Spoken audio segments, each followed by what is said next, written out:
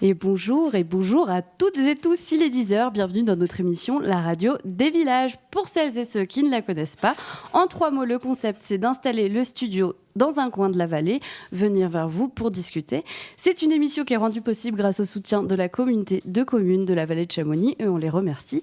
Aujourd'hui, pour cet épisode de la Radio des Villages, on a posé nos valises à Valorcine et plus précisément à l'Office du tourisme. Alors d'habitude, on commence cette émission avec une interview avec la personne du lieu, mais malheureusement, Caroline, qui est responsable du lieu, n'est pas disponible car elle est en plein préparatif du marché de Noël dont on parlera tout à l'heure, qui a lieu dans 2 jours à Valorcine. Par contre, ce qui est bien aujourd'hui, c'est que on a Pierre qui est à la fois moniteur de ski, donc qui correspond au thème de l'émission, parce qu'on va parler de la préparation de l'hiver à La Poya avec 3 invités qui sont donc Pierre Meunier, moniteur ESF. Bonjour. Bonjour. David Guillot, qui est chef régie de La Poya, en gros, c'est ça ? Oui, c'est ça. C'est ça, tout à fait. Et Paolo Buissa, qui est directeur de l'école de ski de Valorcine. Et bonjour. Et bonjour. Et ce qui est bien, donc je disais, c'est que Pierre Meunier a 2 casquettes aujourd'hui. Et sa deuxième casquette, c'est aussi de travailler à l'Office du tourisme. Exactement. Là, c'est comme ça qu'on s'est rencontrés. Voilà, ouais, tout à fait. J'ai appelé, j'ai dit, ah ouais, est-ce que vous avez des infos sur La Poya ? Et il me dit, bah oui, j'ai des infos. Moi, je travaille, je suis moniteur. Donc, j'ai fait, bah super, tu vas venir à l'émission, du coup. Et du coup, est-ce qu'on pourrait échanger 2 mots autour de l'Office du tourisme de Valorcine pour parler du lieu ? Comment vous vous préparez, par exemple, à la saison à venir ? Alors, l'Office du tourisme, en tout cas, il se prépare clairement pour la saison à venir parce qu'évidemment, il y a beaucoup de monde qui va arriver pour les vacances. Et donc, il faut déjà en amont préparer les réponses à toutes les questions qui vont être posées. Et donc, comme on le disait tout à l'heure, en plus, on est à la frontière avec la Suisse. Donc, il y a des stations aussi en Suisse, il y a un autre fonctionnement en Suisse. Enfin bref, tout ça, il faut déjà le préparer en amont pour accueillir au mieux les touristes. Bah oui, c'est particulier parce que vous êtes sur un territoire qui est à la croisée de 3 territoires qui ont des fonctionnements différents. Exactement. Et des personnes peut-être vont vous poser des questions sur la Suisse ou sur l'Italie et il faut pouvoir répondre. Exactement, voilà. Et d'ailleurs, le col des Montets revient assez souvent puisque moi, ayant quitté l'Office du tourisme là, mi-novembre, on me posait déjà la question de savoir si le col des Montets était ouvert. Voilà. C'est quelque chose qui fait peur aux gens, apparemment, le col des Montets. Ils se demandent toujours, est-ce qu'il va fermer ? Est-ce qu'il est fermé ou ouvert ? Alors qu'évidemment, ça roule dans le col des Montets en général, quoi. En général, ça roule. C'est des fois quand il y a une grosse chute de neige, mais pour l'instant, on en parlera tout à l'heure. C'est plus trop le cas d'année en année. Merci pour ça. Je propose qu'on passe à notre thématique principale de l'émission, qui est du coup la station de La Poya, comment elle se prépare à l'hiver avec vous. Donc, on va déjà faire un petit récapitulatif. Waouh, il est dur ce mot. De ce que c'est La Poya et de quand elle est apparue. Donc c'est en 1962 que les Valorcins, pour la première fois, peuvent emprunter un téléski et dévaler les pentes qui encerclent leur village. Le nom de La Poya, c'est en référence à un hameau du même nom situé dans les hauteurs. En 1976, le domaine est agrandi avec la construction du téléski de La Poya 2. En 1990 par un téléski à câble en bas et en 2007 par un petit télécorde pour les débutants. L'idée du domaine, c'est être un domaine familial où petits et grands se côtoient. En fait, tout est fait pour pouvoir y faire ses premiers pas. Et justement, en parlant de premiers pas, est-ce qu'il y en a un de vous qui a fait ses premiers pas à La Poya ? De ski. Pas ses juste premiers pas d'humain.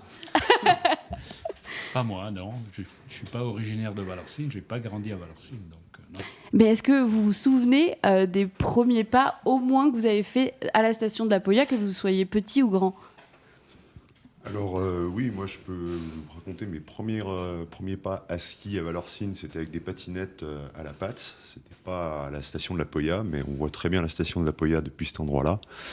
Et mes premiers pas vraiment à ski à La Poya, c'était quand je suis venu m'installer à Valorcine. Et en gros, j'en ai profité pour amener un copain qui ne savait pas du tout skier. Et au bout de 2 jours, il était capable de descendre la piste noire. Il était assez sportif. Ah ouais, il s'est bien adapté, mais c'est l'illustration parfaite que en fait, c'est un domaine qui permet une progression qui est quand même assez rapide en fonction des conditions. Ça offre un beau panel de pentes, de choses différentes. Et du coup, d'un point de vue technique, et je pense que les moniteurs seront certainement d'accord avec moi, en tout cas je l'espère, c'est un lieu qui est assez privilégié pour l'apprentissage du ski, dans la variété qu'il permet, et aussi par le fait qu'il est à l'ombre. Et le fait d'être à l'ombre, ça nous permet de conserver la neige, ce qui est un sujet qui est quand même assez critique.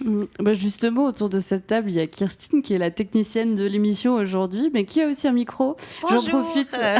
J'en profite pour faire un petit clin d'œil parce qu'il me semble que c'est tes filles qui, elles, ont appris le ski à la Poya. Voilà, je partage cette opinion que c'est parfait pour l'apprentissage. Amy, ma toute petite, elle a fait ses premiers pas au Poya, et ma grande, était dans le club de ski ISF Vallorcin. Elle était un des petits mini oursons, qui fait ce serpent en bas et qui passe aussi, qui est chouette sur cet domaine, dans la forêt. Pour une bonne apprentissage, on apprend tout terrain et aussi tout paysage. Il y a de tout. Est-ce que vous avez beaucoup, vous, du coup, les deux moniteurs autour de cette table de jeunes qui viennent pratiquer pour la première fois le ski ? À la Poya, oui,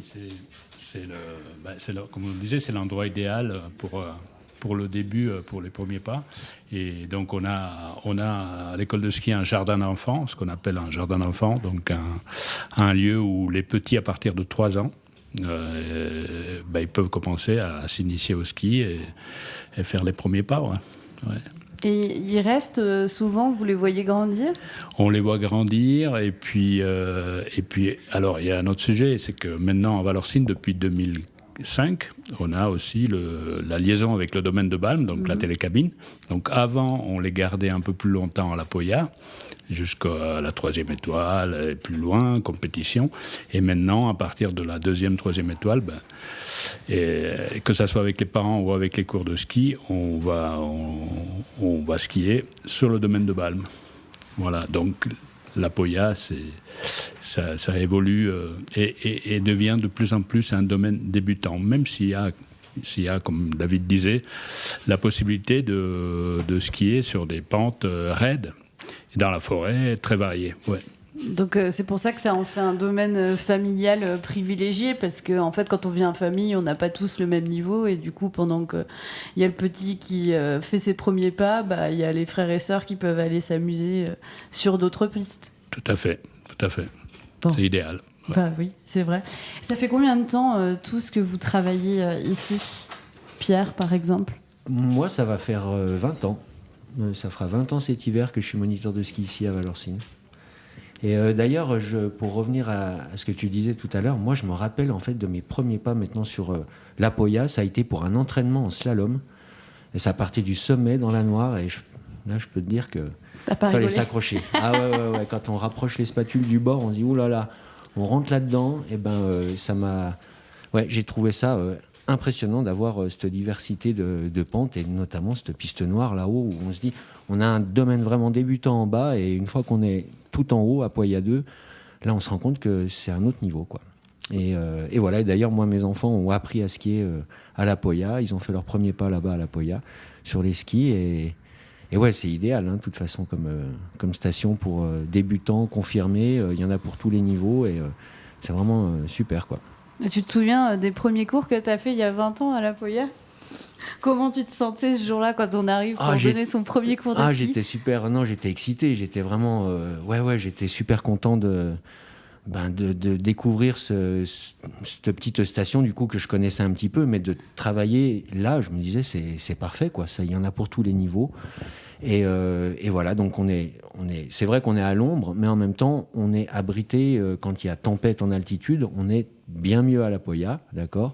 Et non, vraiment, moi, j'étais vraiment excité, enthousiaste à l'idée de commencer dans cette école de ski, et j'avais envie d'en découdre, on va dire, parce que je voulais montrer que voilà, j'avais ma place à Vallorcine, et c'était important pour moi de faire du bon boulot, et donc voilà, quoi. Mais de toute façon, c'est une petite école de ski, et tout le monde est assez bienveillant, et tout le monde s'apprécie. Donc en fait, quand on rentre là-dedans petit à petit, un peu une famille, quoi. Ouais, ça s'est Ouais. bien passé de toute manière, puisque Ah, 20 ans ouais, après, ouais. t'es toujours là. Si ça s'était Exactement. mal passé, Exactement.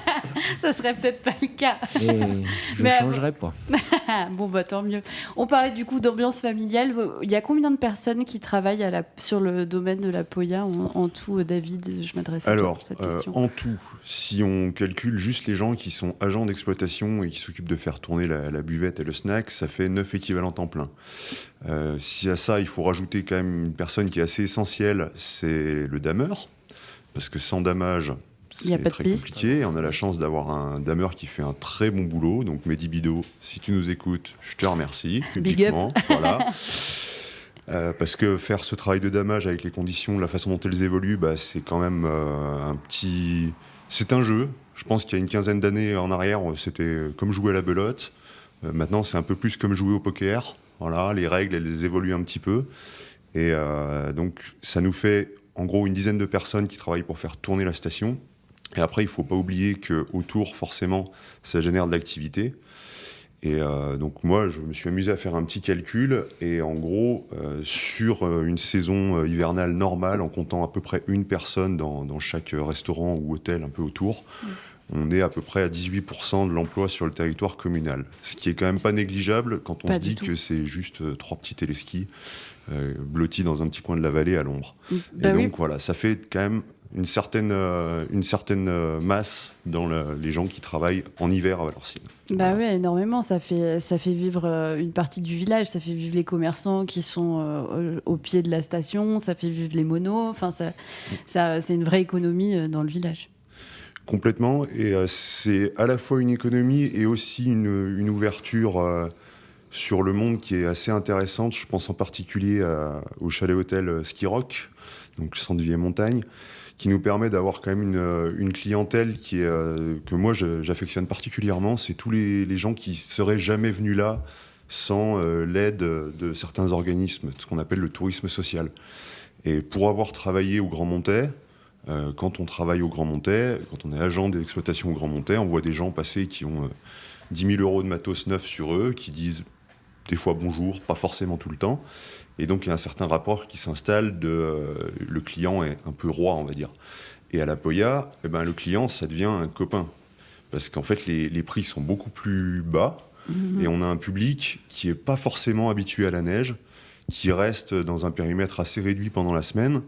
Et tous ces gamins qui viennent de banlieues parisiennes ou d'autres pays de France et de Navarre, ils arrivent, ils sont tous surpris, ils sont pas vraiment sûrs d'avoir compris où ils atterrissaient. Et puis au bout d'une semaine, généralement, il y a des étoiles dans les yeux et puis ils nous disent « Ah, c'est trop bien la neige, quand est-ce qu'on revient ?»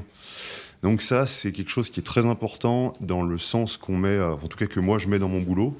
Et je pense que c'est une opinion qui doit être partagée par les moniteurs aussi.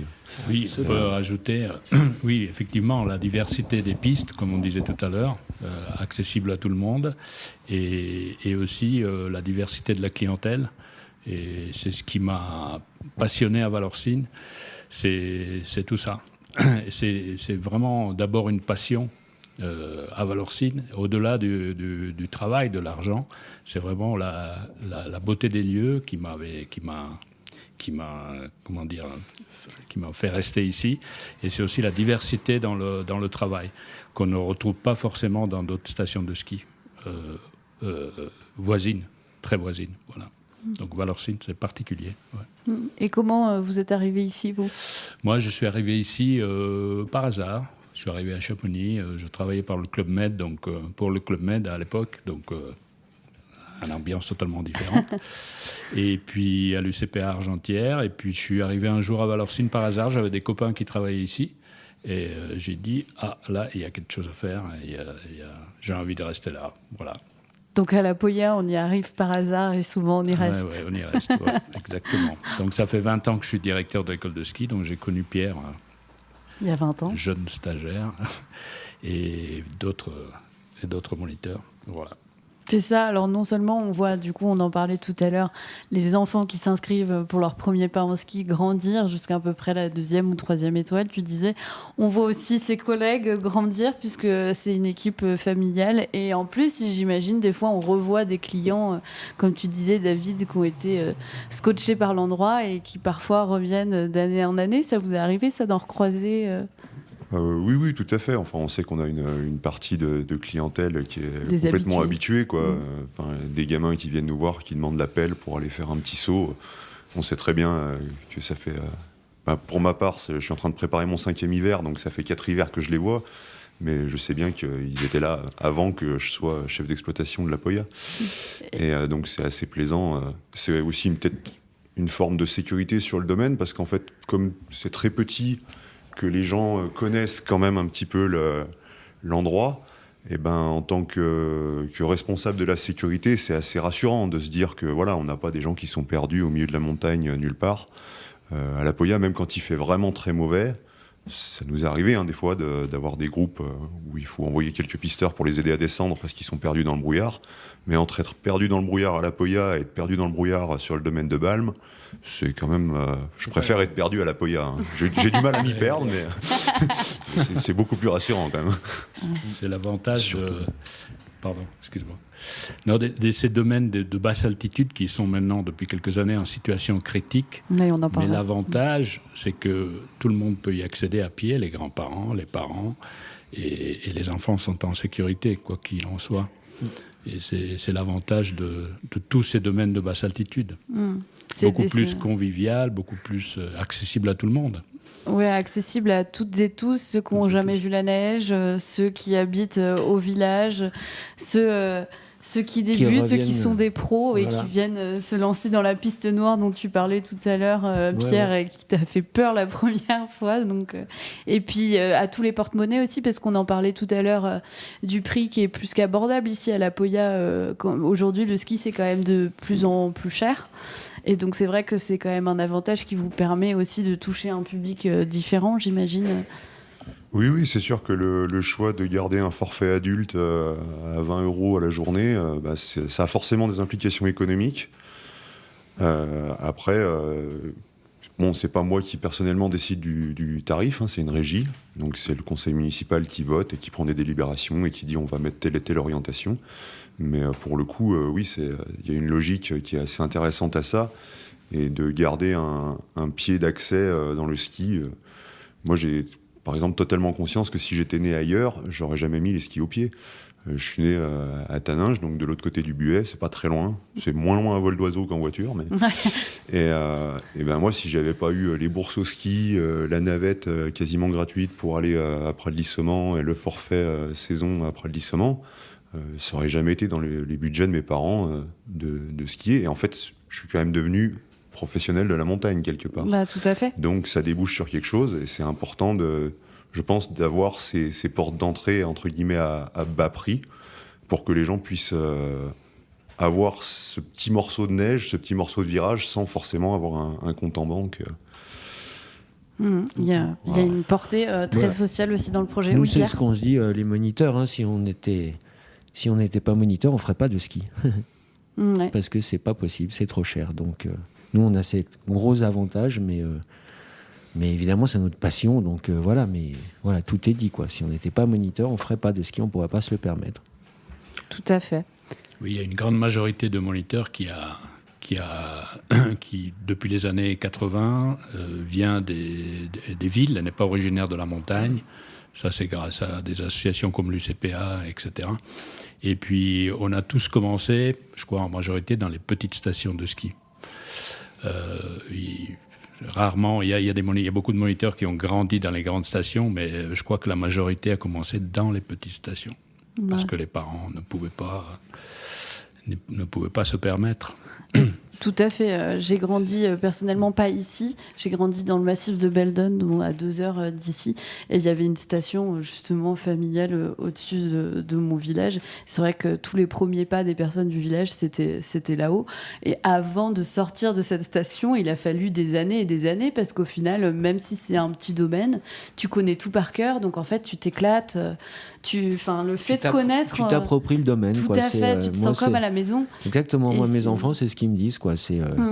Ça faisait office même de garderie parce que de toute façon, ils prennent le train, ils sortent au buet, ils passent la journée là-haut, ils ont 5 € dans la poche pour s'acheter une crêpe et puis c'est ça. Et puis c'est les rois du monde, quoi. Ils se sont éclatés toute la journée, voilà, quoi. Ouais, et puis tu recroises des gens que tu connais parce que tu viens d'année en année. Exactement. Et c'est vrai que c'est différent. Et quand je suis allée, par exemple, skier, parce qu'il y avait des cartes de réduction à Méribel, etc. Donc j'y suis allée et c'était génial, mais c'était totalement autre chose. Ouais. Et j'étais genre, wow, je suis complètement Mais d'ailleurs, démunie. je voulais dire un petit truc là-dessus qui est vachement sympa quand on est moniteur d'ailleurs à la Poya, c'est ce qu'on disait par rapport à la fréquentation et à la clientèle, c'est qu'on arrive des fois avec des grands-parents qui nous amènent leurs petits-enfants et les grands-parents ont appris à skier à la Poya. Leurs enfants ont appris à skier à la Poya, ils sont partis, ils ont fait leur vie, ils ont eu des enfants et les enfants reviennent apprendre à skier à la Poya. Sur les pas des grands-parents. Exactement, ouais. Et ça, c'est vachement... c'en est presque gratifiant, quoi, de revoir ces gens qui viennent là de génération en génération. Et bientôt, on va avoir les petits-enfants des enfants. Enfin, voilà, ça, tout continue comme ça. Je trouve ça génial, quoi. Ouais. C'est vraiment très sympa. Et d'ailleurs, les gens en parlent souvent avec de l'émotion de dire ça fait tellement plaisir de revenir ici. J'étais gamin quand j'ai appris à skier là. Et là, c'est mes petits-enfants que j'emmène. C'est vraiment classe, quoi. Et ouais. Moi, je trouve ça assez beau. Ouais. C'est une station riche en histoire et d'ailleurs qui la distingue aussi parce qu'elle n'a pas tant changé depuis sa construction. Il y a eu des nouveaux téléskis dans les années 2000 ou 90, 60. C'est toujours le même câble 70, mais ça n'a pas... non, mais il y a eu l'ouverture, puis après il y a eu un nouveau téléski, et puis après il y a eu le câble en bas, mais en fait finalement depuis ça, il n'y a pas eu d'autres évolutions à part de l'entretien. On est sur des technologies qui sont un peu datées, effectivement. Quand on voit le logo Montaz Motino et que c'est pas Gimard, Montaz Motino, déjà, ça donne un petit indice pour ceux qui connaissent un peu le milieu des remontées mécaniques. Après, ça a l'avantage d'être de la technologie des années 60, 70, donc une époque où l'électronique était quand même pas trop présente, où on pensait au fait que ce soit réparable, avec des outils simples. Et c'est quand même un peu un plaisir de bosser sur ces machines parce que finalement elles sont robustes. Alors elles sont datées, mais elles sont robustes et en changeant les bons composants au bon moment, on arrive à faire tourner la bête. Et effectivement, Pierre, le câble n'est pas d'époque. On en discutait d'ailleurs avec le contrôleur du STR-MTG il y a pas longtemps et il me disait de toute façon les contrôles de câble, on sait que vous les faites parce que sur un téléski, si le câble commence à s'ouvrir et qu'il y a des torons qui commencent à sortir du câble, la sentence est très rapide. C'est-à-dire qu'il y a toutes les perches qui se font arracher, ça détruit la gare. Et donc, il faut mieux avoir un câble en bon état. Vaut mieux vérifier le câble, ça évite des gros accidents. On a des exigences qui sont réglementaires, qu'on suit pour la maintenance. Et puis après, il y a tout aussi une maintenance de bon sens, parce que le but, c'est quand même que les appareils soient disponibles pour la clientèle. Donc, on n'a aucun intérêt à laisser vieillir outre mesure les choses. Après, c'est sûr que sur certaines installations, peut-être qu'un fil-neige neuf ou un tapis neuf, ça pourrait être des investissements judicieux. Mais encore une fois, moi, mon boulot, c'est de faire tourner la station telle qu'elle est, de proposer des choses. Mais on n'est pas une DSP, je ne suis pas directeur de la station. Et donc, après, c'est le conseil d'exploitation de la régie, donc le conseil municipal qui prend les décisions et qui décide d'affecter ou non de l'argent, du temps, des ressources pour faire ces travaux qui sont de l'ordre de l'investissement et pas juste du fonctionnement et de la maintenance. Tout à fait. Ouais. Si je peux rajouter quelque chose, c'est que la Poya, depuis le début, c'est une histoire d'hommes. Il y a le moniteur de ski, mais ça, des moniteurs de ski, c'est des intervenants, mais d'hommes qui se sont occupés de la maintenance des téléskis, souvent des gens qui habitent là, sur place, et qu'ils ont toujours fait avec les moyens qu'ils avaient, avec leur savoir-faire, parce qu'il y avait des menuisiers, des électriciens, des soudeurs, etc. Donc c'est important d'avoir les hommes les bons hommes aux bons endroits sur des petits domaines comme ça, quoi. Ouais, Et le dernier en liste, c'est David, qui a les compétences pour, mais il y a eu des gens avant qui ont fait tourner les téléskis, qui ont toujours tourné, et qui sont maintenant en bon état aussi grâce à ces hommes-là, qui ont participé pendant 60 ans à l'entretien. Ben oui. Et comme on le disait tout à l'heure, en fait, c'est du vieux matériel, mais du coup, c'est passionnant de travailler avec. Et je pense que ça participe aussi au charme aujourd'hui de la station, parce qu'elle est telle qu'elle, donc forcément avec les modifications de sécurité qu'il faut, mais elle reste telle qu'elle, et je pense que ça joue dans le charme. Je vous propose d'écouter... Oui, tu voulais dire un truc ? D'hommes et de femmes. Hein. Enfin, de femmes, pardon. Attention, hein.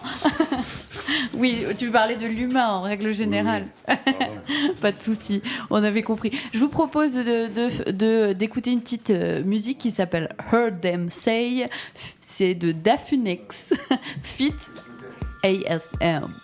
She was born in what some call a difficult time. Before backpacks, shell toes, and intricate rhymes. Before tape decks and latex to stimulate minds. My girl is the apex of rhythm, and I'm a sucker for the curves she displays to me. Taste her sweet lips daily as I play the beats. Make her see quite clearly that the place to be is sitting near to me, up in the black leather seat. Make her fair where the heels click, or rather kick.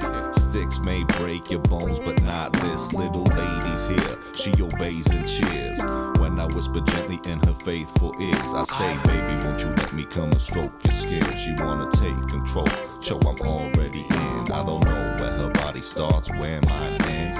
When the drum stops and the rhymes begin. I heard him say love is a wonderful thing. She wanna take control, but yo, I'm already in. I don't know where her body starts, where mine ends. When the drum stops and the rhymes begin. Said, baby, won't you let me come and stroke your skin? She wanna take control, but yo, I'm already in. I don't know where her body starts, where mine ends. When the record stops. Yeah. I heard him say love is a wonderful thing. I still remember it started as a fling in the spring. I was 15, she mature, more experienced, delirium stricken when I first stepped to her at the digging spot. Didn't know to touch her in the right way. She took my hand. I was in a slight daze before I came to meet her. Hit the weed that took the edge off. First cut is the deepest yet the sweetest. Soon I learned she liked to get rubbed against my jeans. Opened up and gently pulled apart at the seam. See, she became my main boo.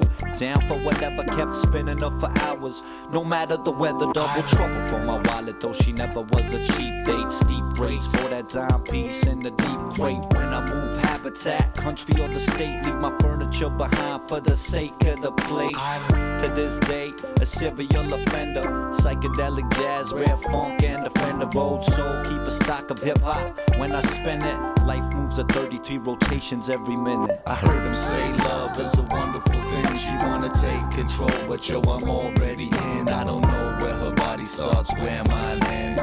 When the drum stops and the rhymes begin. Said, baby, won't you let me come and stroke your skin? She wanna take control, but yo, I'm already in. I don't know where her body starts, where mine ends. When the drum stops and the rhymes begin.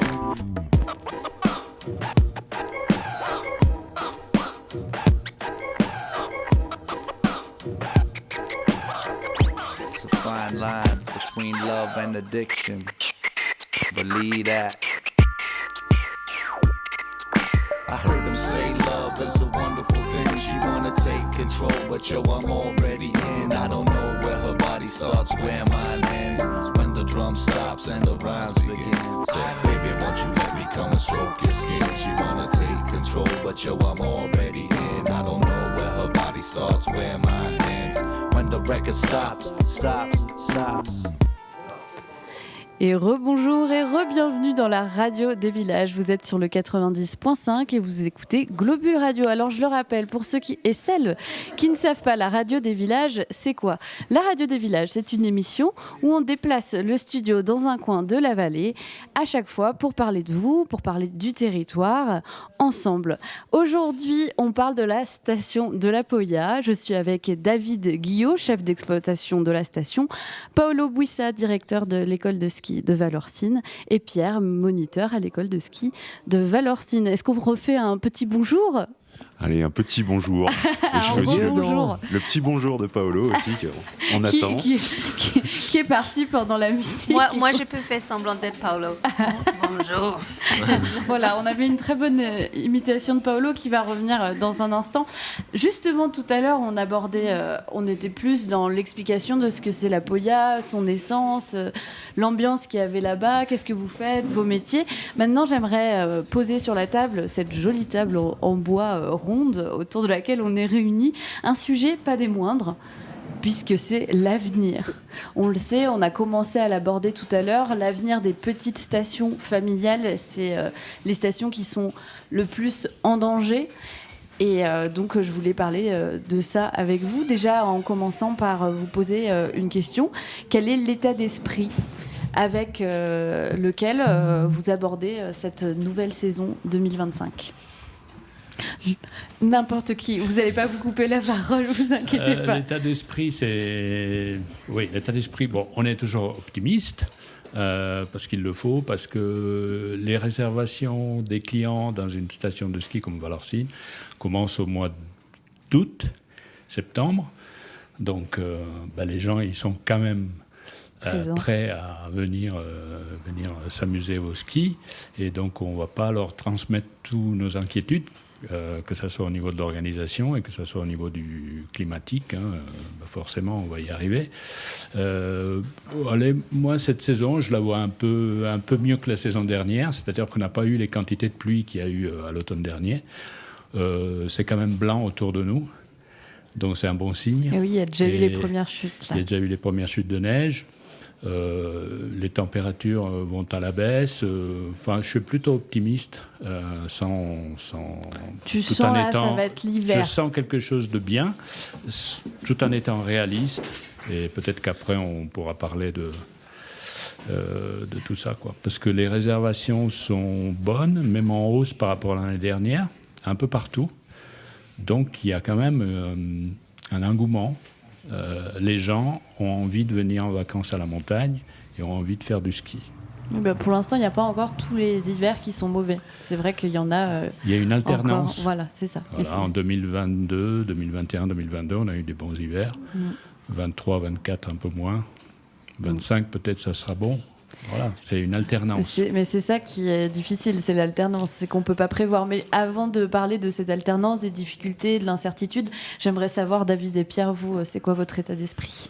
Alors moi, mon état d'esprit, d'un point de vue technique et humain, moi je sais que je suis bien entouré, j'ai l'équipe pour faire marcher la station, ça c'est pas un problème, j'ai confiance dans les gens avec qui je travaille, et ça c'est très positif. Après, de formation, moi je suis géologue, donc c'est-à-dire que pour ce qui correspond au climat, vision long terme, ce genre de choses, j'ai un regard qui est peut-être un peu plus pessimiste sur l'alternance des hivers. J'ai quand même l'impression que, j'ai 32 ans pour les gens qui nous écoutent et qui ne voient pas ma tête, mais en 32 ans de vie, j'ai quand même l'impression que le changement climatique, c'est quelque chose que je vois de plein fouet. Quand j'étais gamin, que j'allais dans mon jardin pour faire des igloos, on creusait, il y avait à peu près 2 mètres de neige pour faire l'igloo. L'année dernière, à l'endroit où je faisais l'igloo quand j'avais 5-6 ans, au maximum, il y a eu 60 cm dans la saison. Donc ça a des implications très claires sur la façon de travailler, en particulier pour tout ce qui est la gestion de la neige. Faut imaginer quand même que le damage, au départ, c'était une nécessité pour rendre le ski accessible au plus grand nombre, pour simplifier les conditions de neige. Maintenant, le damage à nos altitudes, c'est devenu la seule façon de préserver le manteau neigeux. Et il faut sortir à la bonne heure, le bon jour. Il faut être capable d'être assez fin. C'est-à-dire qu'il y a 10 ans en arrière, un dameur qui sortait pas forcément à la bonne heure, il allait peut-être passer un peu plus de temps dans la machine et consommer un peu plus de gasoil. Aujourd'hui, si on sort pas à la bonne heure, si on sort pas au bon moment, on peut foutre la saison en l'air complètement. On peut détruire le manteau neigeux. Donc, ça change énormément de choses, et ça change aussi des choses côté client, côté moniteur d'ailleurs. L'année dernière, nous, sur le domaine de la Poya, on a fait moins de 60 heures de dameuse sur une saison. Il faut imaginer qu'une saison normale en dameuse, c'est à peu près de 200 à une grosse saison, ça va être 300 heures dans les conditions où on est. Donc voilà, rouler seulement 60 heures de dameuse dans une saison, ça veut dire qu'il y a des matins où la piste elle n'a pas été damée. Parce qu'en fait, on a fait le choix de laisser une pellicule de glace se former sur quelques jours, parce qu'on sait que dans 3 jours, il va y avoir un gros redoux, il va y avoir de la pluie. Donc on se dit, on préfère laisser la croûte de dur se former dessus, comme ça va ruisseler, ça va éviter d'avoir trop d'eau qui pénètre le manteau neigeux. Pareil, l'année dernière, il y a dû y avoir de mémoire 2 ou 3 jours où on a fermé le domaine pour une journée, parce qu'en fait, le manteau était trop imbibé d'eau. Et moi, c'est des journées où je fais particulièrement attention au fait qu'il ne faut pas qu'il y ait de piétons, il ne faut pas qu'il y ait de luge, il ne faut pas qu'il y ait de skieurs de fond, il ne faut pas qu'il y ait de skieurs d'alpin, parce que c'est des moments où le manteau est particulièrement vulnérable, il est gorgé d'eau, on passe à travers, on va jusqu'au fond. Et dans ces cas-là, voilà, si le dameur ou le chef d'exploitation ou même un accompagnateur en montagne prend la mauvaise décision d'emmener des gens ou d'emmener une machine sur le domaine skiable à ce moment-là, on peut foutre en l'air tout le reste de la saison, quoi. Donc c'est quelque chose à gérer avec beaucoup de finesse, beaucoup de prudence. On a quand même beaucoup d'informations. Maintenant, on a beaucoup de modèles météo qui sont facilement accessibles. Donc c'est une petite tambouille. Et mais c'est un jeu de poker assez intéressant. Tu disais avant c'était une partie de belote, maintenant on est plus sur un jeu de poker, c'est qu'on doit composer avec le hasard de la météo et avec tout ça. Et comment ça a dû changer vos métiers concrètement en fait. Tu as commencé à l'aborder, mais j'imagine, Pierre, on n'a pas parlé de ton état d'esprit, mais par exemple toi en tant que moniteur de ski, j'imagine que cet impact-là impacte direct. Oula, il y a beaucoup le mot impact dans cette phrase. Ouais, ça impacte, ouais. Ouais, ça impacte. Allez, ça impacte, on le dit. Mais directement ton métier. Ouais, tout à fait. Voilà, moi j'essaie d'être optimiste aussi. Mais on l'est, il faut avouer, de moins en moins, quoi. On a de plus en plus peur de ce que nous réserve la saison. Et d'autant plus que voilà, on veut accueillir les clients dans de bonnes conditions. Et quand la Poya est bien enneigée, c'est absolument magnifique. Et quand c'est comme l'hiver dernier, où il faut vraiment qu'on s'y mette à tous, que tous les moniteurs débarquent avec des pelles pour aller chercher de la neige à droite à gauche pour reneiger les parties du téléski, parce que les gamins touchent plus le sol à la montée. Bon voilà, c'est sûr que ça fait un peu peur, quoi. On se dit c'est joli, c'est super, on est tous là ensemble, on se bat pour garder la Poya ouverte, mais en même temps non, c'est préoccupant, quoi. Mais maintenant, je préfère me dire qu'il va y avoir un bel hiver, parce qu'à mon avis, c'est pas fini les hivers non plus. On a encore la chance dans ces vallées là autour de nous d'avoir des glaciers à proximité. On a encore de la neige en altitude, ça nous permet de skier. L'hiver dernier, même s'il a été mauvais en bas en altitude, on a eu de la neige jusqu'à la fin de la saison. Mais en tout cas pour le confort du travail des moniteurs et puis pour pouvoir accueillir les gens et pour cette ambiance qu'on connaît à la Poya, j'espère évidemment que la Poya sera enneigée cet hiver, parce que voilà, quoi. C'est un point vraiment important pour Valorcine, quoi. C'est vraiment un truc central, quoi, vraiment pour moi. Tout à fait. Comme on disait tout à l'heure, qui fait vivre le village, qui fait vivre les commerces, qui génère des emplois. Oui. Donc, par rapport à l'impact sur nos métiers, on remarque quand même depuis quelques années des saisons de plus en plus courtes. C'est-à-dire les gens, peut-être que Noël, ça marche pas trop parce qu'il n'y a pas trop de neige, donc on concentre de plus en plus l'activité sur les 4 semaines de février. Il n'y a pas grand monde en janvier-mars et Pâques, c'est fini, les gens ne vont plus au ski, donc on remarque une restriction de la saison. Et ça a un impact sur le métier de moniteur, qui est un travailleur indépendant, et donc qui travaille, qui n'est pas salarié, donc qui travaille s'il y a des gens... moins de période d'emploi, en fait. Voilà. Et donc on a remarqué vraiment une constriction de la saison, quoi. Toi, en tant que directeur de l'école de ski, comment on gère tout ça face aux emplois, face aux moniteurs c'est compliqué, parce qu'on peut pas assurer du travail pour tout le monde à certains moments. Donc il y a des tours de rôle dans les écoles de ski, des gens qui ne sont pas contents parce qu'ils ne travaillent pas. Et puis les salariés, ils vont avoir des contrats de plus en plus courts. Donc voilà, ça a un impact par rapport aux années où le ski c'était de Noël à Pâques, et puis avec beaucoup de monde. Et puis il y a des facteurs économiques, comme on disait tout à l'heure, les gens n'ont pas forcément les moyens de partir 2 fois à la neige. Ils partent une fois et peut-être une fois tous les 2 ans. Et donc il y a quand même une baisse de la clientèle, malgré que les gens ont envie d'aller skier, quoi. Mais c'est... Oui, parce qu'on parle, il y a le réchauffement climatique et l'impact qu'il a, mais il y a aussi le niveau de vie en règle générale qui a baissé ces dernières années. Et donc, on le voit, hein, il y a des études qui sont sorties sur le fait que les personnes s'accordent de moins en moins de loisirs dans leur vie parce qu'elles ont de moins en moins les moyens. Oui, tout à fait. Ça, on le ressent, et puis on le ressent sur nous-mêmes. Nous-mêmes, on ne peut pas... Selon la saison qu'on fait, on va partir ou pas en vacances, au printemps ou à l'automne. Voilà, donc on est en plein dedans. Nous aussi, on n'est pas des privilégiés. On est des privilégiés parce qu'on travaille, on travaille en montagne, dans une belle ambiance, mais on est des ouvriers. Moi, je dis toujours, on est des ouvriers des Alpes. Et vous êtes dépendant de plein de choses. Et ça, mentalement, comment vous vivez tout ça face au changement de votre métier, le fait que ça soit plus difficile de prévoir, que c'est incertain. Donc déjà, ça a un impact aussi sur votre métier, sur votre vie personnelle, mais mentalement, comment vous le vivez ? Mais comment on le vit c'est-à-dire qu'on est dans un monde à 1,5 degré de plus en moyenne qu'en 1940, 1950. Donc ça, on n'a pas de prise là-dessus. Après, il y a deux façons de l'aborder, en tout cas pour moi. Soit on se dit, bon, bah, c'est cuit. Donc on ferme la poya, on met la clé sous la porte et on dit qu'on fait autre chose.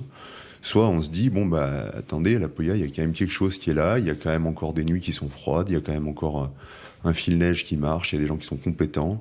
Il y a quand même moyen de trouver de la clientèle parce que les gens sont demandeurs de petites stations dans des petits budgets, justement parce qu'ils n'ont pas forcément les moyens d'aller acheter un forfait CMB semaine pour toute la famille. Donc je pense que pour les saisons qui viennent, la poya, elle a toute place à être encore vivante.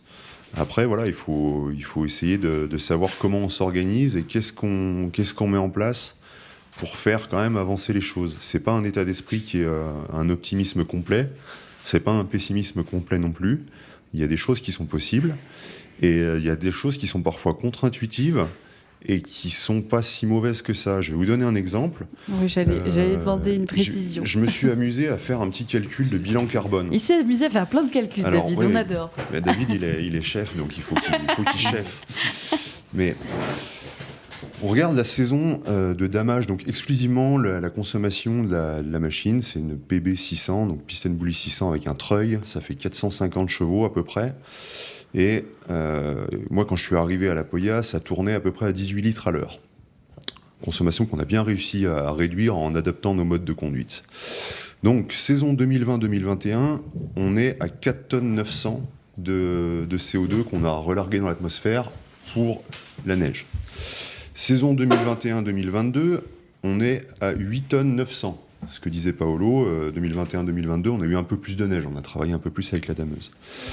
Et l'année dernière, on a quand même ramené 900 mètres cubes de neige depuis le col des Montets, depuis certains parkings, avec une chargeuse, avec un tracteur, en faisant des tours de tracteur avec une benne remplie de neige.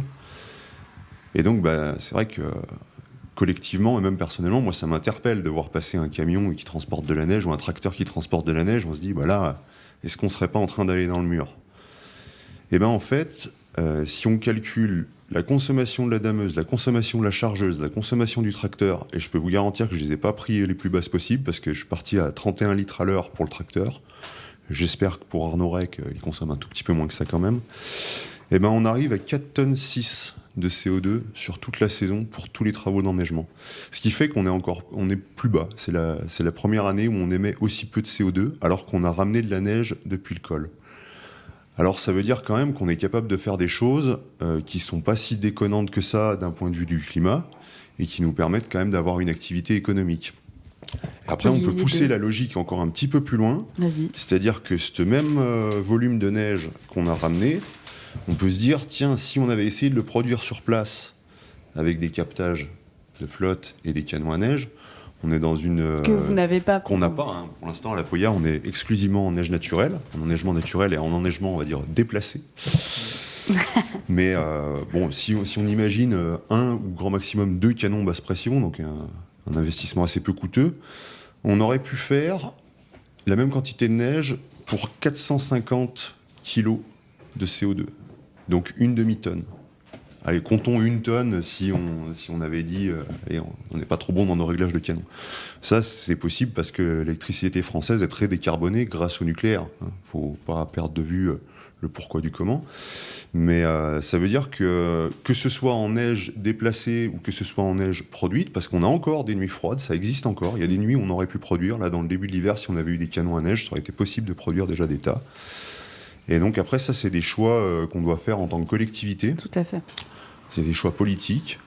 Et c'est le choix de dire, est-ce qu'on baisse les bras ou est-ce qu'on fait vivre notre mode de vie, notre façon de concevoir les choses, sans dire qu'il faut rester dans le tout ski. Hein. Moi, je ne suis pas du tout à dire le ski, c'est l'avenir.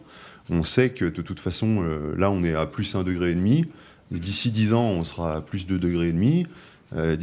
Donc le ski va forcément s'arrêter. Mais il faut réussir à faire une période de transition qui soit la plus longue possible pour pouvoir mettre en place d'autres activités et avoir une vie économique qui nous permette de satisfaire en fait ces 18% d'emplois sur le village qui, si on enlève le ski, disparaissent. C'est ça, parce que les conséquences, elles ne sont pas juste à l'échelle de la station. La Poya qui ferme a des conséquences sérieuses sur le village de Valorcine. Tout à fait, ouais. Ça a des conséquences directes sur les emplois et sur nos métiers. Un métier de moniteur de ski, il n'y a plus de station, on sera obligé pour certains de quitter le village, donc le village va se dépeupler, et pour d'autres de prendre la voiture et d'aller travailler à Verbier ou d'aller travailler à Chamonix ou à Argentière ou ailleurs, ou plus loin, parce que les places sont chères dans les stations de ski. Et puis, c'est surtout qu'on n'a pas de visibilité sur qu'est-ce qu'on va faire si on ne va pas faire de ski. Il n'y a aucune activité sûre et certaine qui puisse remplacer le ski. On y pense. Et puis, nos diplômes ne nous permettent pas d'encadrer d'autres activités. Donc, il y a aussi un problème de diplôme d'État. Un jour, le diplôme de moniteur, il faudra qu'il soit beaucoup plus élastique, plus large, pour nous permettre d'encadrer, je ne sais pas, une balade en raquette, un cours de VTT, du patin à glace, j'en sais rien. Et pour l'instant, au niveau de l'État, il n'y a aucune réflexion dans ce sens-là. Donc on dit le ski, ça va se terminer, mais il n'y a aucune réflexion pour aller au-delà de tout ça. Pour protéger les professionnels. Et enfin, moi, je parle comme ça parce que je suis président d'un syndicat des moniteurs, donc je défends la profession. Et on nous dit le ski, c'est fini, d'accord, mais qu'est-ce qu'on fait après ? Voilà. Parce qu'on en voit beaucoup des stations qui commencent à développer une activité plus printanière, été, avec le VTT, mais c'est sûr que c'est pas du tout la même chose de donner des cours de VTT que des cours de ski. C'est pas le même métier. Oui, donc, mais puis après, c'est une activité qui est très marginale. Hein. Le VTT, c'est en train de s'essouffler. Hein, il y a eu un pic et maintenant, apparemment, ça descend. Donc je n'y crois pas plus que ça. Et puis, c'est discutable comme activité aussi. Hein. Ce n'est pas complètement écologique non plus. Hein. Donc, voilà. Et bon, après... Mais c'est des questions, en tout cas, qui commencent à se poser chez vous, et c'est tout à fait légitime de se poser toutes ces questions, puisque vous êtes directement impacté par tout ça. Est-ce que les personnes qui prennent les décisions, vous en parlez avec elles ? Comment ça se passe, la communication on n'est pas là. Juste pour savoir, c'est des questions qui se posent. Est-ce qu'il y a des réunions ? Il y a effectivement des réunions qui sont organisées. Hein. Il y a des groupes de travail qui travaillent.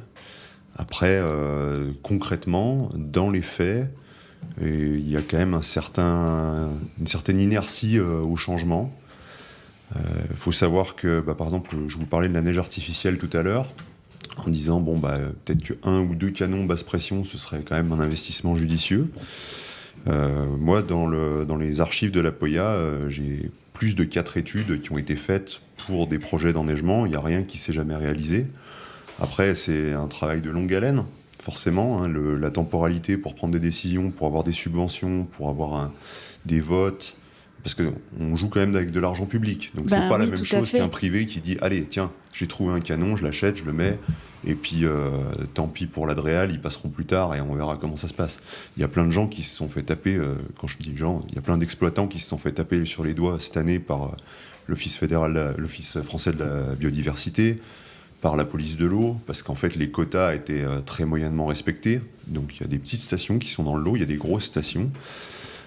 C'est des gens qui ont certainement pris des décisions peut-être un peu hâtives à certains moments. Alors nous, on n'a pas fait comme ça à Valorcine. C'est à la fois un mal dans le sens où moi je me retrouve coincé avec très peu de neige et je sais pas comment je peux faire.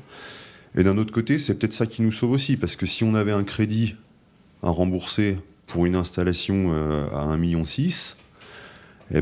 je sais pas si les banques nous suivraient. Et quand on regarde certaines stations qui sont plus grandes que la Poya, je pense à l'Alpe du Grand Serre. L'Alpe du Grand Serre, cet automne, il y a quand même un moment donné, ils avaient un projet pour faire du 4 saisons. Il leur fallait, je crois, 27 millions, un truc comme ça, une vingtaine de millions pour le téléporté qu'ils voulaient mettre en place, et puis le reste pour l'aménagement des pistes. Et je crois qu'ils avaient récolté déjà en promesse en argent disponible pour le projet, ils étaient entre 20 et 23 millions. Il manquait pas grand-chose. Il manque pas grand-chose, mais ça n'a pas fait, quoi. Donc, le fait la station va fermer, là. Et la station va fermer, ouais. Et donc, nous, le fait d'être, entre guillemets, des gains petits et de se démerder avec pas grand-chose, peut-être c'est ce qui nous permet d'avoir une certaine résilience. C'est très à la mode comme mot, donc je me permets.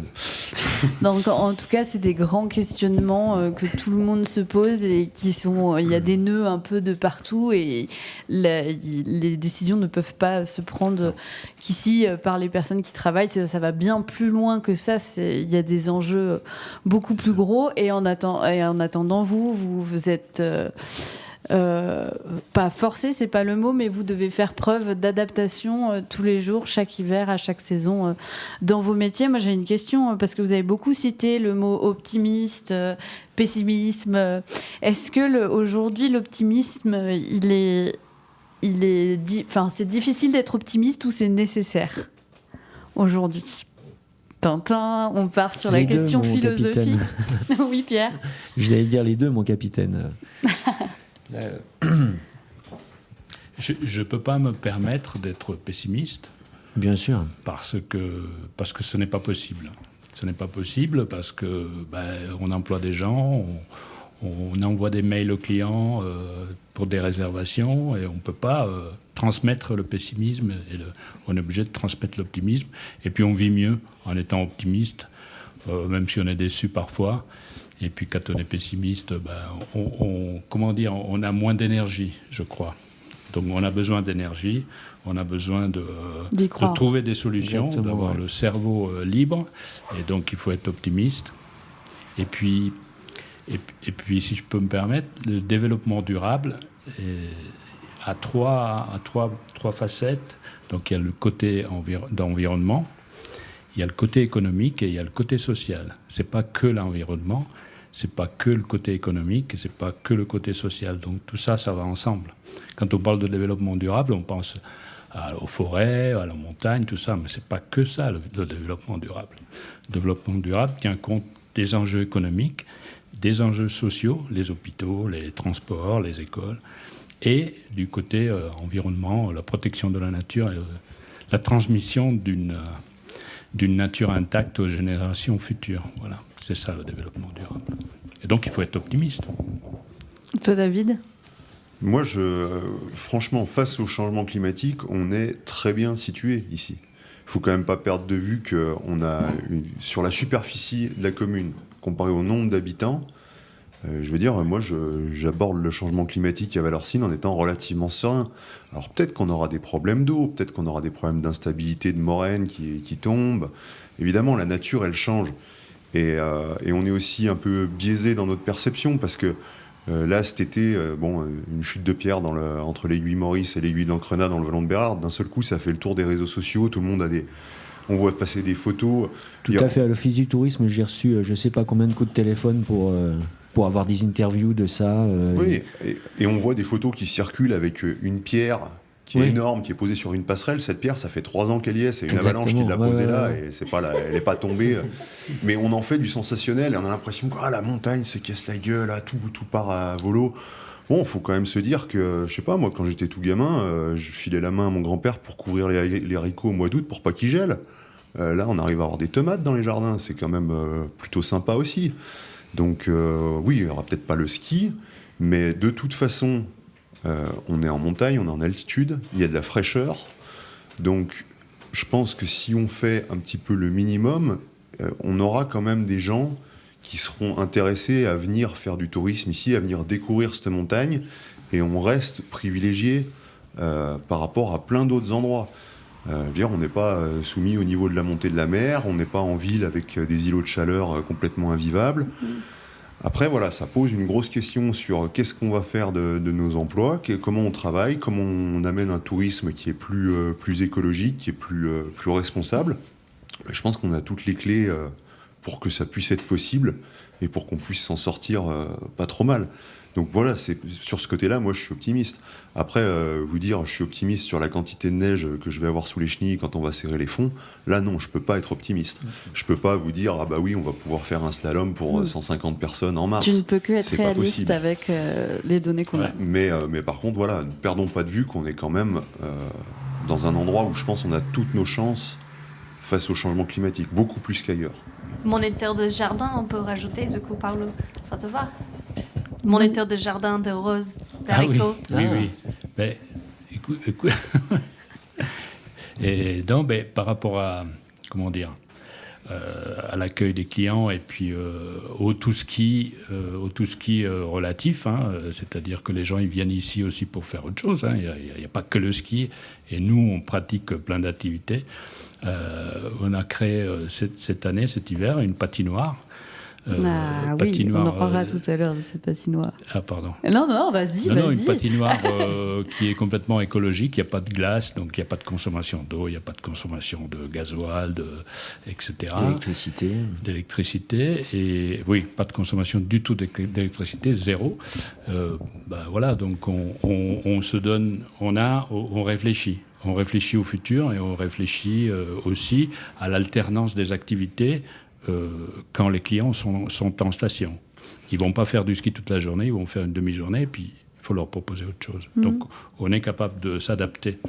Et je pense que le montagnard et les montagnardes d'année en année n'ont fait de cesse que de s'adapter au climat, à son environnement et je pense qu'on a la force pour ça.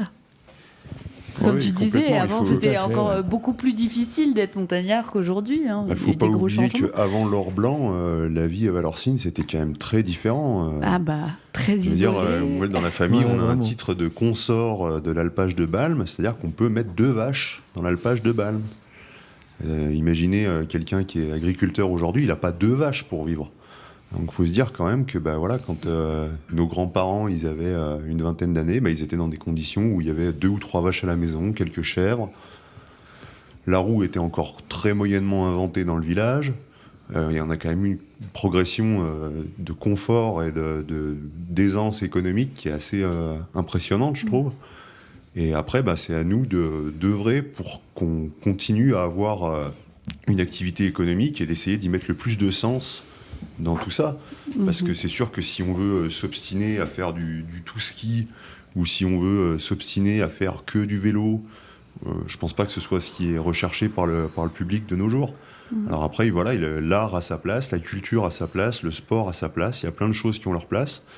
Par contre, je pense qu'il faut arriver à investir l'argent de façon judicieuse, en ayant un petit peu de vision sur ce qui se passe et ce qui peut se passer dans le futur, même si de toute façon, quand on fait des projections par nature, on se trompe. Il faut éviter... moi, je ne suis pas du tout à dire qu'il faut aller mettre 1 million d'euros pour faire de la neige artificielle à la Poya. C'est hors de propos. Après, voilà, acheter un canon basse pression d'occasion et mettre 50 000, c'est peut-être quelque chose qui peut s'envisager. En tout cas, les discussions sont posées sur la table. Elles sont aussi à l'intérieur de vous. Ça commence vraiment à bouger, même si c'est petit à petit, parce qu'on ne bouge pas comme ça les choses du jour au lendemain. On ne sait pas où on va, mais on y va et on essaye d'y aller avec le sourire, sinon c'est pas possible. Dans cette ambiance familiale que vous chérissez à la Poya. C'est ça. Oui, c'est Et ça. on y va. Puis pour revenir à ce qu'elle disait Kirsten tout à l'heure, c'est vrai qu'on vit la montagne aussi différemment. On est capable de faire un jardin potager, on est capable de couper un arbre, de faire du bois. On n'est pas dans la consommation. On est capable de faire plein de choses qu'il faut savoir faire. Avec des bois, il faut bien remarquer qu'au Poya, le travail de Renault, sur les pistes, on voit des sculptures en bois extraordinaires et ça rend un moyen d'expression artistique au ski. En tout cas, là, ce que j'essaye de faire un petit... la vallée est riche, que ça soit sur le plan culturel, au niveau sportif, de plein de choses. Et elle est capable de s'adapter et on verra où ça nous mène et on essaye de le faire avec le sourire. Je vous propose d'arrêter là sur ces questions-là.